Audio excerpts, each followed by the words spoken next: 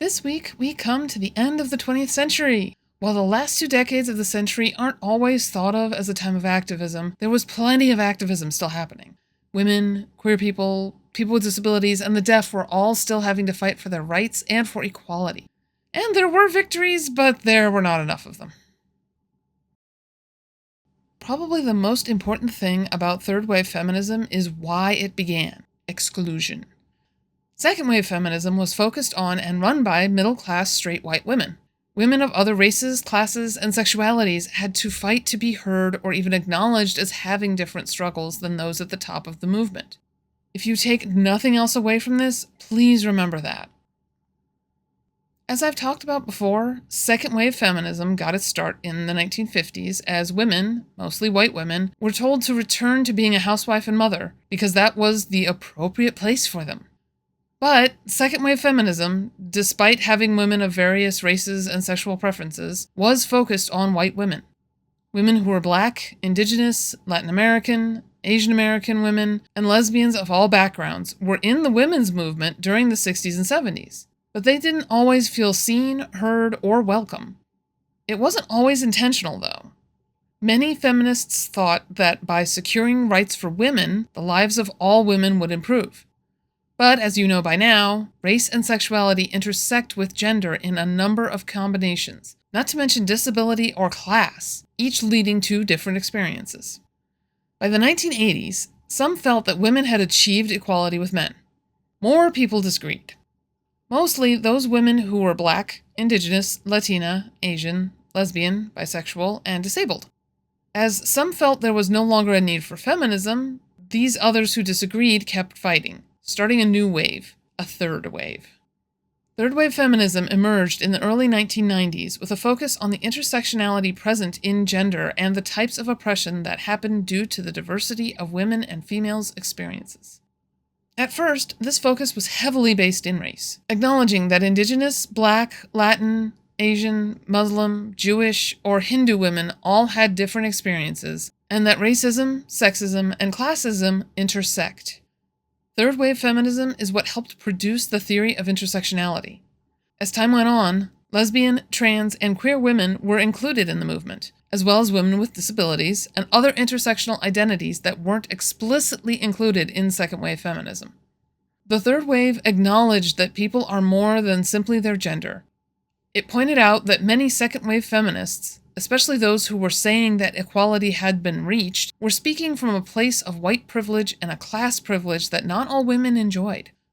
Third-wave feminism drew attention to the increasing income gap, sexism, and homophobia that was emerging during Presidents Reagan and H.W. Bush's terms in office. In the third wave, feminist scholars started to question the construction of the gender binary and the idea that these constructions are fixed and unchangeable. This brought queer theory into feminism and, by extension, queer people. Feminists started including lesbians, drag queens, trans women, and other gender nonconforming people in their discussions and activism. Granted, this was not across the entire movement. There are still third-wave feminists who exclude trans women, drag queens, and anyone who is not biologically female from feminism. But that wasn't all feminists, and is even more true of fourth-wave feminism, which we'll talk about in a few weeks. Your reading, There Is No Unmarked Woman, is an example of third-wave feminism scholarship. The idea of things being marked and unmarked speaks to that fixed binary construction. There is nothing inherent about makeup or hairstyles or jewelry or clothing that is marked. We have constructed reasons why they're marked. Also, the fact that when a female uses clothing and hairstyles that are unmarked on males, they become marked shows this construction. There is nothing about a person using makeup or wearing nail polish that should mean anything other than they are using makeup or nail polish. Society has attached these gendered concepts to their use, or lack of use, and it traps women by not giving them the ability to be unmarked at all. For example, in 2023, singer, songwriter, actor Adam Lambert was out with his partner Oliver Gilles in West Hollywood. Lambert was the runner-up on Season 8 of American Idol in 2009. Almost immediately after the season ended, he publicly confirmed that he is gay. I have no idea how people thought this man was straight while on the show, But this was still the first decade of the 2000s, and if someone didn't say, yeah, I'm gay, lesbian, whatever, people assumed they were straight. But getting back to the point, both Lambert and Gillespie enjoy using makeup, nail polish, and other marked things in their daily lives. That night, Gillespie was wearing makeup and feminine clothing and was feeling wonderful. That is until the photos were posted online. He was subjected to homophobic comments on his look in the photos, and while I haven't seen those comments from both his and Lambert's responses, they seem to have been attacking his feminine choices that night. Both Lambert and Gillespie enjoy expressing themselves in ways that challenge the gender binary, but that doesn't mean anyone should be attacking them for it. But also, the term marked, instead of relating someone to normal, can be used outside of discussing gender. Really, using the terms unmarked and marked are useful when talking about those who are normal and those who are not. Being queer in any sense is marked, while being heterosexual is unmarked. Being Protestant is unmarked here in the US, while being Catholic, Jewish, Muslim, Hindu, Sikh, Buddhist, atheist, pagan, Wiccan, or any other religion is marked. Being deaf is marked while being hearing is unmarked. Being temporarily able-bodied is unmarked while having a disability is marked. The more unmarked a person is, the more privilege they have. The legality of one's markedness has varied over time and depends on how they are marked. Ultimately, third-wave feminism advanced and expanded feminism to include many more people, and expanded on the scope of what gender equality means and how to best include everyone, no matter their race, class, ability, or sexual preference. Creating space for the next generation, the fourth wave, to keep things moving forward.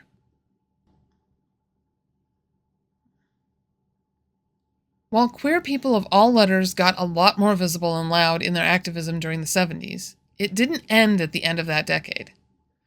It did start to dwindle, but not for lack of things to fight against or the lessening of homophobia. It was something that brought together at least the gay and lesbian communities, with trans men and women starting to be brought in from the margins. Sadly, that thing was the AIDS crisis of the 80s. As I've mentioned before, it's not that gays and lesbians never worked together, but it wasn't frequent. When HIV and AIDS first started to affect people in the US, cases were concentrated in gay communities in large cities. At first, no one knew what it was, and it was initially called gay cancer by gays and GRID, gay-related immune deficiency, because of where it was manifesting. Of course, this ignored the fact that drug users who used needles were another highly affected population. This visible concentration in gay populations also delayed research into the disease. Scientists at the CDC and elsewhere were trying to show how this could easily spread outside of the gay community, which it was already doing. Despite evidence that the virus was bloodborne, many did not believe that straight people who had no contact with a gay man or a drug user could get the virus. Eventually, the terms human immunodeficiency virus, HIV, and acquired immune deficiency syndrome, AIDS, became the official diagnoses. This stigma is also why it took a long time for blood banks to develop a test to screen the blood they had for the virus. Blood banks were unknowingly spreading the virus to patients in hospitals who had no other way of coming in contact with the virus. When wealthy white people and children started dying because they had gotten the virus through no other way than a blood transfusion, things began to change. Slowly. But because AIDS was initially so heavily linked to gay men, trans people, and drug users, it acquired a stigma around it that people who had AIDS were immoral, or they had done something wrong, or that they deserved it. It is true that IV drugs are dangerous and can lead to death, and many users share needles to save money, which allows diseases like HIV and hepatitis to spread. But, in my opinion, that doesn't mean they shouldn't be treated for their diseases, including their addiction. One of the consequences to this stigma around AIDS and HIV was that people wouldn't either know they were HIV positive or wouldn't tell partners and not use protection to prevent the spread of the virus. That included people who were bisexual and were married or in a committed heterosexual relationship while closeted and living a gay life in secret from their wives and girlfriends.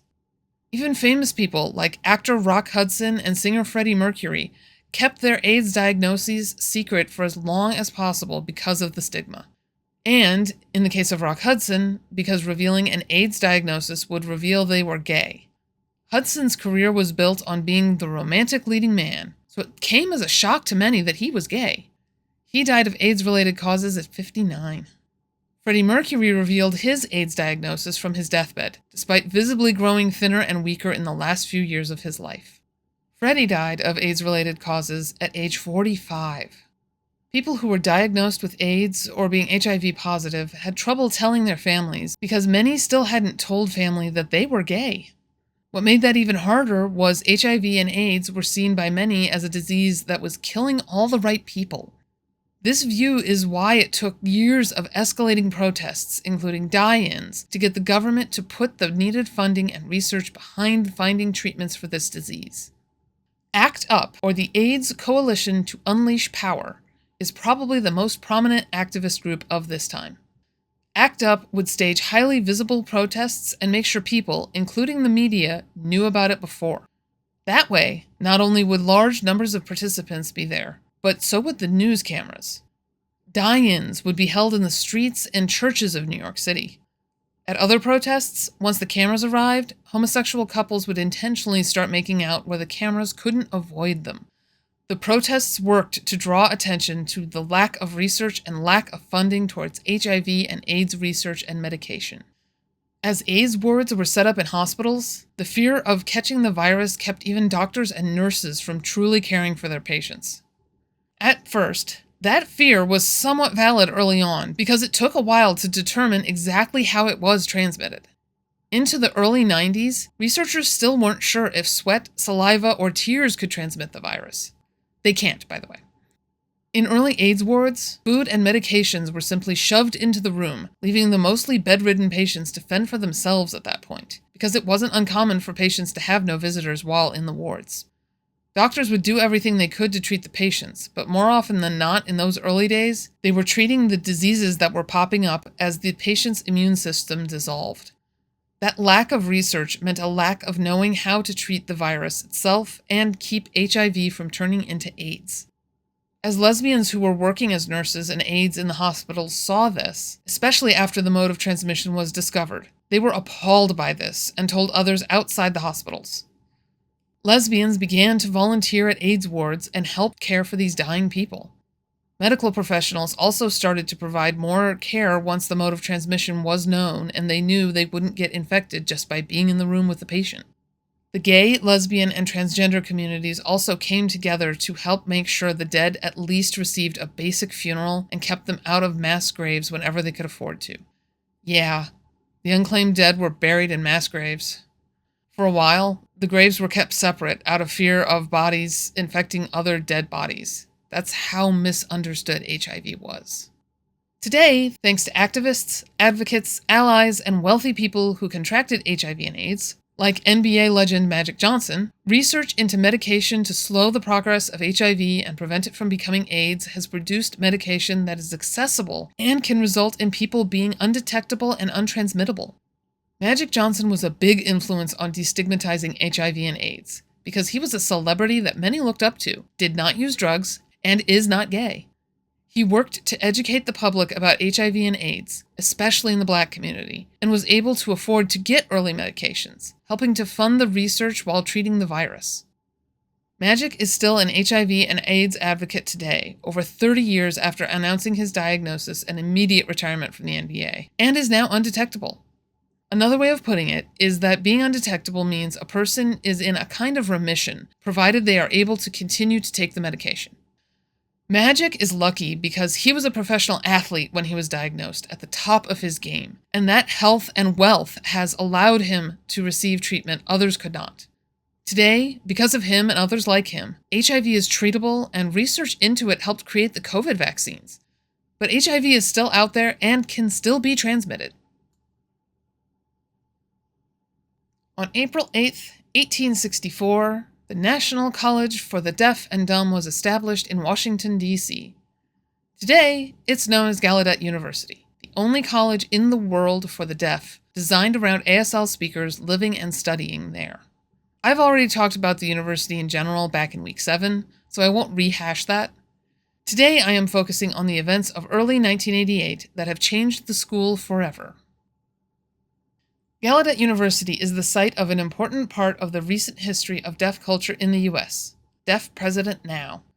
As I mentioned weeks ago, the first president of Gallaudet was a coda. Unfortunately, that seems to have set a precedent. Each successive president of Gallaudet was hearing, with the 5th and 6th presidents being less familiar with deaf culture than their predecessors. In February 1988, the search for a new president of the university was closing in on a finalist.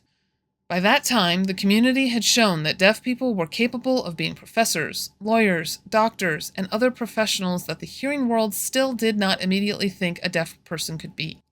Of the 3 finalists, 2 were deaf and members of Gallaudet's faculty. The third was a hearing woman who was barely familiar with deaf culture and ASL. Students, faculty, staff, alumni, and the deaf community were all vocally supporting the choice of a deaf person to become the 7th president of the university. Finally. When the board announced the choice of the hearing woman as president, frustrated students began a week-long protest called Deaf President Now. They shut down the campus, blocking the gates and controlling who was on campus. They held marches, gave speeches, and were simply visibly deaf. Hearing graduate students were allies in this time and worked phones and helped to collect donations across the country. The protest got national attention, with news programs from across the country, as well as network programs like Nightline, covering the protest and sharing it with the nation. Support came pouring in from deaf and hearing alike, with politicians from both sides of the aisle lending their support as well. Considering Gallaudet is one of 6 universities with federal charters, which means Congress is involved in the school existing, having support from Congress members is important. I won't go into more detail about the protest because you've watched Deaf Mosaic number 402 about the protest for this week, so I don't want to review what you already know. But the protest ended with Dr. I. King Jordan being appointed the first deaf president of Gallaudet. Since then, there has been more work to keep the president of the deaf university deaf. When Dr. Jordan retired at the end of the 2005-2006 school year, his replacement was announced and a new protest started. Dr. Jane Fernandez was announced as his successor. Fernandez was born deaf and raised the way her deaf mother was, oral. She didn't learn ASL and get involved in the deaf community until graduate school. Unity for Gallaudet involved students, faculty, and alumni and protested Fernandez's nomination. Some critics of the movement, including Dr. Jordan, felt that people were against her because she was not deaf enough. The protesters cited the lack of belief that she could lead the global deaf community, which the president of Gallaudet had become in a way. The protest ended when the school year did, picking up again in the fall. In September, the Student Congress passed a resolution saying they didn't recognize Fernandez as the president of Gallaudet. While they didn't shut down the university, they continued to protest and occupied the Hall Memorial Building at the beginning of October. Eventually, the building was raided and the protesters removed. A few days later, there was a protest at one of the gates, and protesters were arrested, including Tim Raras. By the end of October, the board withdrew its appointment of Fernandez. In December, they appointed an interim president to serve for 2 years. That interim president was Dr. Robert Davila, the son of Mexican immigrants who lost his hearing at age 8. He officially took office in May 2007 and served until December 31, 2009. His successor was Dr. T. Allen Hurwitz. Hurwitz was the first multi-generational deaf person to become president, as well as the first Jewish president. And he's a really nice guy. I got to meet him briefly during a campus tour. Hurwitz took office in January 2010 and retired in December 2015. Dr. Roberta Bobby Cordano is the current president of Gallaudet University, taking office January 2016. She is the first deaf woman to become president, not only of Gallaudet, but the first deaf woman to become president of a U.S. university, period. She's also the first openly LGBTQIA+ person to be president of Gallaudet, and lives in House 1, the president's house, with her wife. Because of the actions of those taking part in Deaf President Now in 1988, we not only have a legacy of deaf presidents at Gallaudet, showing the world that deaf people can lead and providing deaf leadership for deaf people around the world. They also gave a boost to the activism disabled people continued to engage in throughout the 1980s and into the 1990s. Getting Section 504 signed and supported was only the beginning for the disability rights movement, partially because that legislation only applied to places that received federal funding, partially because there was still a lot of inaccessibility present in the United States. One problem was the continued existence of institutions for people with disabilities and the mistreatment of the people living there. Probably the worst example of institutionalization was Willowbrook State School in Staten Island, New York City. Over the course of the institution's less than 30-year lifespan, the children who lived there were subject to medical experiments, overcrowding, and physical and mental abuse. The building was designed to house up to 4,000 people, but often had 5,000 to 6,000 people living there without enough staff to care for them. I am purposely leaving out a lot of the details because they are really horrible. If you want to learn more about the situation, I have posted the link to the information on YouTube. Just be prepared to see very extreme abuse of children and young adults by adults. Willowbrook is an extreme example of institutionalization, but it led to people rethinking the practice of institutionalizing people. Revealing the abuse led to facilities either closing or restructuring in a way that supports the people living there and encourages their families to be a part of their lives, allowing them to remain a part of their biological families, breaking down the barriers between disability and family. One thing that came out of the activism of people with disabilities around the world is the social model of disability. As we've already addressed, the medical model of disability sees disability as an individual thing. The social model of disability does not see problems with a person. Instead, the problem lies with the world that they live in. Blindness does not have to be disabling if the individual has the tools they need, from having access to braille, descriptive television and film, guide dogs, white canes, and oral cues from alerts, in order to navigate a world that is created by the sighted. The same goes for people who use wheelchairs to get around. Ramps, cut curbs, wide sidewalks, doorways and hallways, counters and appliances at accessible heights, and power doors are just some examples. People on the autism spectrum or related conditions like ADD and ADHD can use things like earplugs to filter out and block extra noise, have additional time to take tests or do homework, and be told about the tools they can use to help them block out the things that their brain is not. Because here in the US, we live in a society created for the neurotypical, not the neurodiverse. The social model of disability believes that the way the world is constructed can be changed to become more accessible to everyone, which very rarely makes it more inaccessible to anyone. The social model sees changing the world around us rather than the person themselves as the more appropriate action to take. This includes making the tools people with disabilities need more accessible for them. One example is simply making medicine and technology more affordable and accessible, which allows people with disabilities to maintain their quality of life in a much more affordable manner. In fact, there are a lot of things originally designed for people with disabilities that anyone can and does use today, including cut curbs, touch screens, keyboards, and even the handles on kitchen utensils. Having a disability can be expensive because of the way the healthcare system in the US is constructed. And thanks to racial inequality, being BIPOC with a disability can be even more disabling because of the racism and prejudice that comes with that identity. But the built world around us is typically constructed by the temporarily able-bodied and neurotypical. Accessibility is built in once it's brought to their attention, but not necessarily a part of the original design. And this lack of accessibility can be seen in older buildings. Even with the laws in place today to create accessibility in public spaces, there are allowances for buildings built before a specific year, exempting them from needing to be remodeled to be accessible. It's meant to preserve the history of the building, but the drawback is that it's not as accessible as it could be, and some people physically can't be in that building. As you read for today, continued activism in the 80s, including Deaf President Now, led to the creation of the Americans with Disabilities Act of 1990. But there were still people in Congress who didn't support the act. Some arguments against it were similar to the arguments against the Equal Rights Amendment. It wasn't needed. There were other reasons people had, but I'll leave it up to you to find out why. The more important thing to discuss here is the activism that people with disabilities engaged in to draw attention to the ADA and the importance of its passage. Because of the 504 protesters, Deaf President Now, and those who crawled up the steps of the Capitol building, among many other protesters and advocates, the Americans with Disabilities Act was signed into law in 1990 by President George H.W. Bush.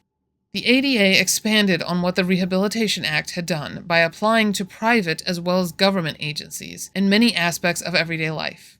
It lays out exactly what is meant by disability, including conditions we often think of as disabilities, as well as conditions like being HIV positive, being pregnant, having PTSD, and gender dysphoria. It also covers if you are temporarily disabled, including something as simple as having a broken bone or a sprain. There are some conditions that are excluded because their manifestations tend to result in illegal activities, like kleptomania, pedophilia, and voyeurism. The ADA addresses employment, public transportation, public facilities, the use of service animals, assistive devices, and language access. Even those who identify as part of deaf culture are covered under the ADA despite not seeing themselves as disabled, because they need their rights to access legally protected as well. But again, as you read, just because the ADA is the law of the land and has been amended over time as our world changes, doesn't mean everyone follows it the way the law is intended. Businesses will install ramps that are too short or too steep for anyone to use. Fire alarms in buildings that include flashing lights will be installed but not maintained. There is the intent behind the legislation, and then there's the implementation of it. Knowing what the intention of the law is helps us be better allies who can make sure it is implemented according to the law.